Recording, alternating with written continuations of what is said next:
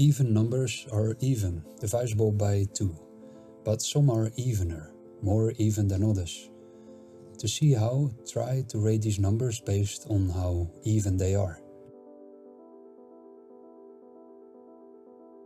Most people would rate them as such. 4 is of course the evenest of the bunch, followed by 8, then 10, 18, 34 and finally 106. But how can some of these numbers seem more even than the other? We have two different ways of judging whether something belongs to a category. Either we use typicality, the degree to which a particular something is typical for its kind, or we use categorization, the property of being in a category or not. In this case, the judgment of category, namely whether a number is even or not, is different from the one of typicality, how even a number appears. Obviously, numbers are either even or odd. After all, mathematicians would be furious if you claimed that one number was more even than the other. But we still perceive some numbers as evener, likewise some as older than others.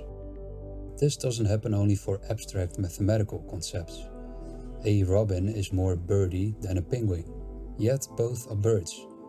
A frog is more froggy than Pepe the frog, yet both are frogs. There clearly is a difference between the way we use these two judgments. These examples highlight how we categorize things using typicality, but we can also categorize without relying on it. Let's consider a lemon. It's a typical example of the lemons category. Now let's paint the lemon green, inject it with almond flavoring, then run it over with a car. Is it still a lemon? Most people would say yes. But the lemon is very far from your lemon prototype and all of your remembered lemon exemplars in both appearance, taste, texture, color and shape. Yet you are still 100% convinced that this is, in fact, lemon. To better explain how this could happen, we need something called deep properties. Suppose you would ask a talented metalworker to transform a toaster into a coffee pot. Would that change your judgment of category? It probably would. But if we ask a talented criminal to make dollar bills with an official money printing machine, would you still consider that money? Probably not. Here it becomes apparent that these deep properties are based on complex beliefs and knowledge. In the case of the coffee pot versus toaster, about the importance of its functionality, and in the case of the counterfeit money versus money, about government regulations. In turn, these deep properties can also vary wildly for different categories. For example, if you think about whether sheep Dolly really is a sheep, you tend to think about if both the parents were sheep as well.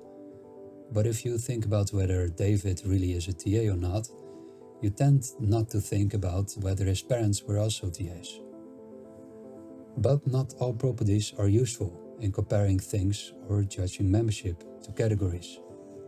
The properties that determine these facts are called essential properties and are at the very core of what makes you categorize objects.